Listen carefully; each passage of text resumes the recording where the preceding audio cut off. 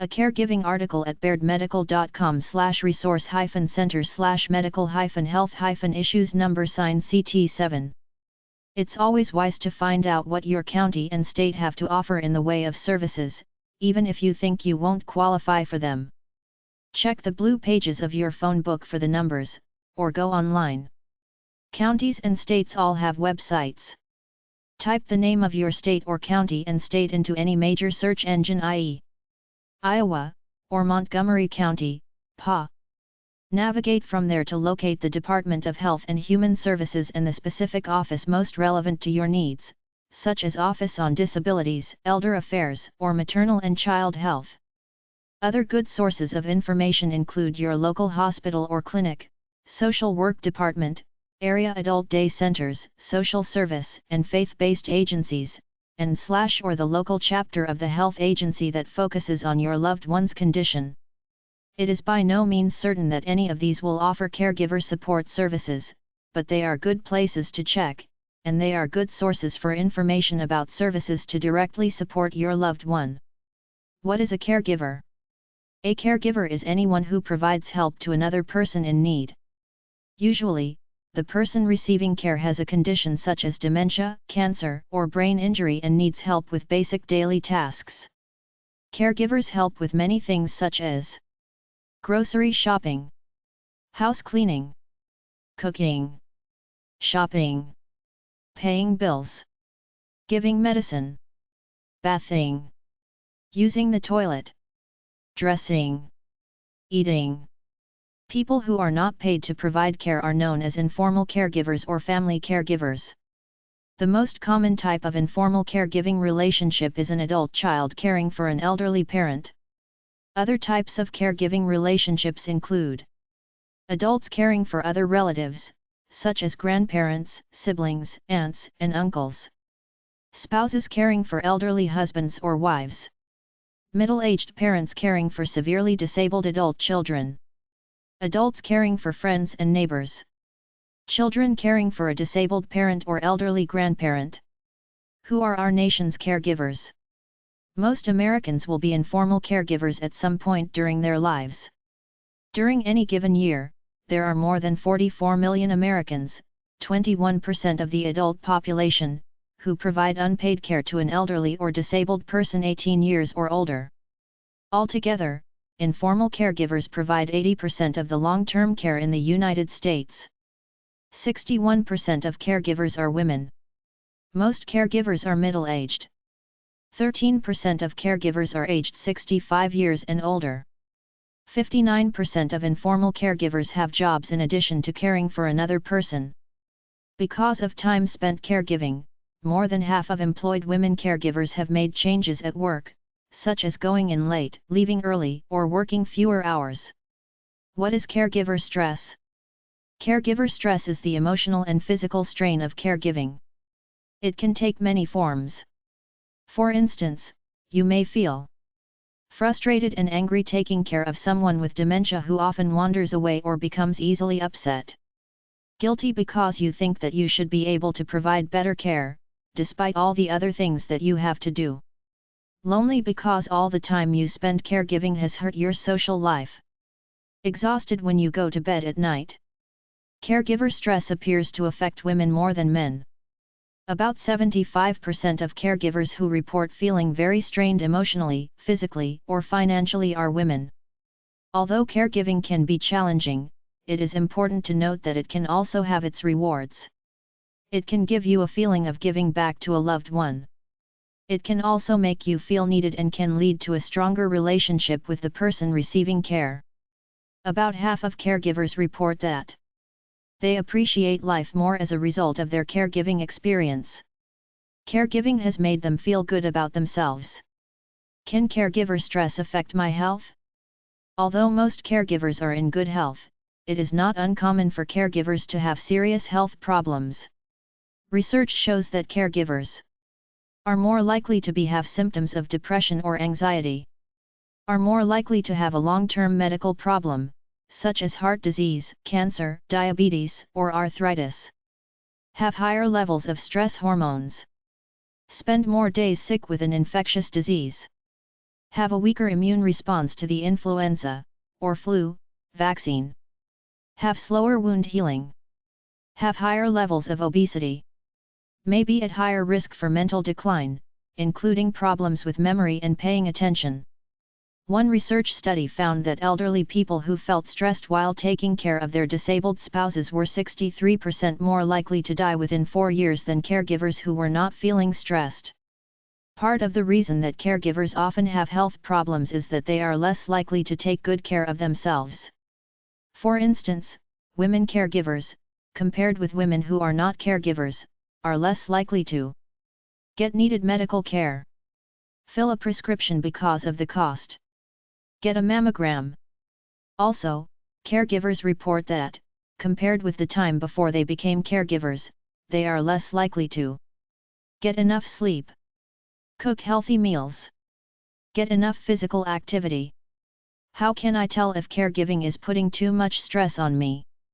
Caregiving may be putting too much stress on you if you have any of the following symptoms: feeling overwhelmed, sleeping too much or too little, gaining or losing a lot of weight, feeling tired most of the time, loss of interest in activities you used to enjoy, becoming easily irritated or angered, feeling constantly worried, often feeling sad, frequent headaches, bodily pain, or other physical problems, abuse of alcohol or drugs, including prescription drugs. Talk to a counselor, psychologist, or other mental health professional right away if your stress leads you to physically or emotionally harm the person you are caring for. What can I do to prevent or relieve stress? To begin with, never dismiss your feelings as just stress. Caregiver stress can lead to serious health problems and you should take steps to reduce it as much as you can. Research shows that people who take an active, problem-solving approach to caregiving issues are less likely to feel stressed than those who react by worrying or feeling helpless. For instance, someone with dementia may ask the same question over and over again, such as, "Where is Mary?" A positive way of dealing with this would be to say, "Mary is not here right now," and then distract the person. You could say, "Let's start getting lunch ready," or involve the person in simple tasks, such as folding laundry. Some hospitals offer classes that can teach you how to care for someone with the disease that your loved one is facing. To find these classes, ask your doctor, contact an organization that focuses on this disease, or call your local area agency on aging, see below. Other good sources of caregiving information include doctors and nurses, library books, websites of disease-specific organizations. Here are some more tips for reducing stress. Find out about caregiving resources in your community, see below. Ask for and accept help. Be prepared with a mental list of ways that others can help you, and let the helper choose what she would like to do. For instance, one person might be happy to take the person you care for on a walk a couple times a week. Someone else might be glad to pick up some groceries for you. If you need financial help taking care of a relative, don't be afraid to ask family members to contribute their fair share. Say no to requests that are draining, such as hosting holiday meals. Don't feel guilty that you are not a perfect caregiver. Just as there is no perfect parent, there is no such thing as a perfect caregiver.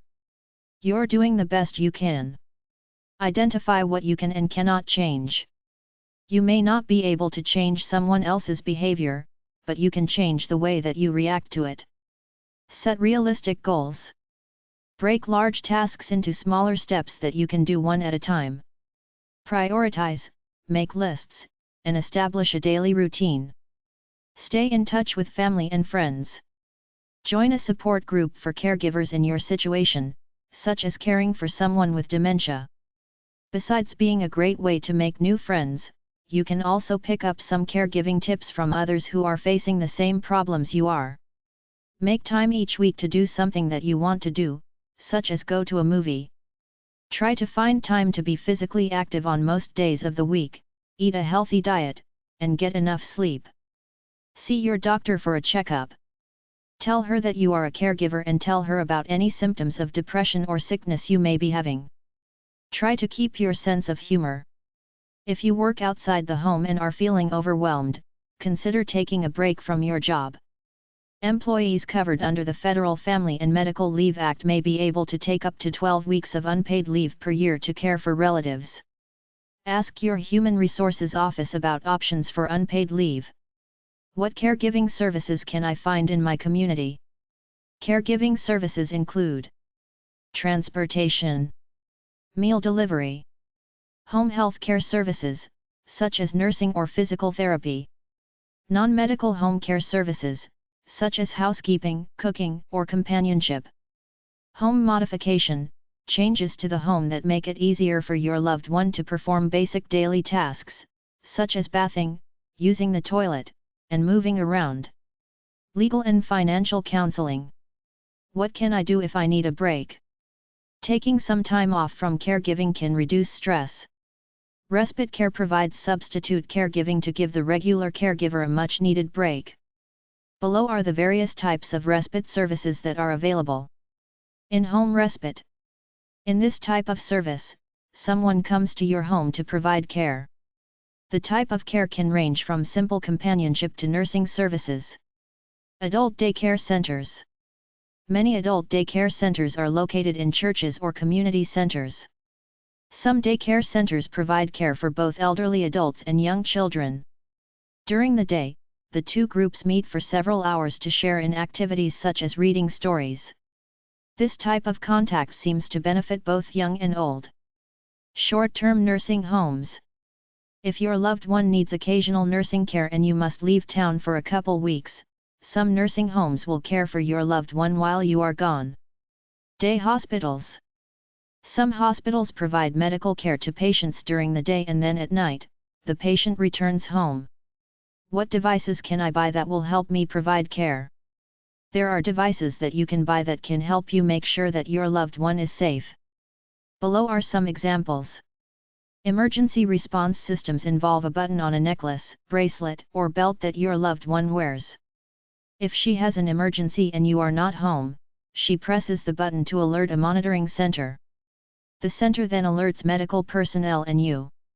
These systems are intended for people who can press the button and do not have dementia. An intercom system allows you to hear your loved one from another area of your home.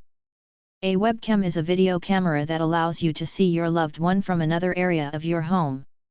Mobility monitors use a small transmitter to help keep track of people with dementia. When your loved one wearing a transmitter strapped to her ankle or wrist passes out of a set range, the transmitter alerts you that your loved one is wandering away. Also, researchers are developing technologies to allow doctors and nurses to examine and treat patients from locations different than the patient's. This new field is called telemedicine. It uses a communication system, like the internet or two-way television, to collect medical information and provide instructions to the caregiver and patient. Telemedicine will be most useful in rural areas where few doctors are available. Some states already have limited telemedicine programs in operation. How do I find out about caregiving services in my community? Contact your local area agency on aging, AAA, to learn about caregiving services where you live. AAAS are usually listed in the city or county government sections of the telephone directory under Aging or Health and Human Services. The National Eldercare Locator, a service of the U.S. Administration on Aging, can also help you find your local AAA. You might also want to consult with an eldercare specialist, a professional who specializes in aging-related issues. An eldercare specialist assists older adults and their family members by assessing their needs and identifying the best services and devices available to meet those needs. To find an eldercare specialist in your area, ask your doctor or local AAA. How will I pay for home health care and other caregiving services? Medicare, Medicaid, and private insurance companies will cover some of the costs of home health care. Other costs you will have to pay for yourself. The costs of home care depends on what services you use. Non-medical workers like housekeepers are much less expensive than nurses or physical therapists. Also, some home care agencies are less expensive than others. To find out if you are eligible for Medicare home health care services, read the free publication Medicare and Home Health Care, Publication No. CMS 10969, available at medicare.gov/pub/pdf/1096-9-medicare-in-home-health-care.pdf. You can also call your regional home health intermediary. To find the phone number, go to the contacts database of the Centers for Medicare and Medicaid Services at cms.hhs.gov/apps/contacts. You can also call 1-800-MEDICARE, 1-800-633-4227. To qualify for Medicaid, you must have a low income and few other assets. To find out if you qualify for Medicaid, call your state medical assistance office. To find the phone number, go to the contacts database of the Centers for Medicare and Medicaid Services at http://www.cms.hhs.gov/apps/contacts. You can also call 1-800-MEDICARE, 1-800-633-4227.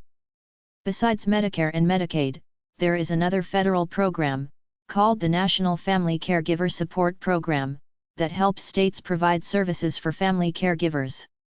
To be eligible for the program, a caregiver must care for an adult aged 60 years and older, or care for a person of any age with Alzheimer's disease or a related disorder. Be a grandparent or relative 55 years of age or older who is the primary caregiver of a child under the age of 18, or be a grandparent or relative 55 years of age or older providing care to an adult, aged 18 to 59 years, with a disability. Each state offers different amounts and types of services.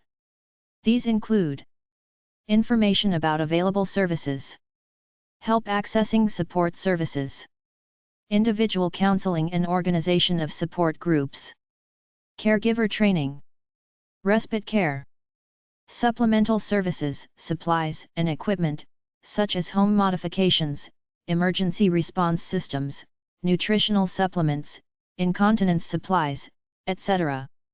To access services under the National Family Caregiver Support Program, contact your local area agency on aging.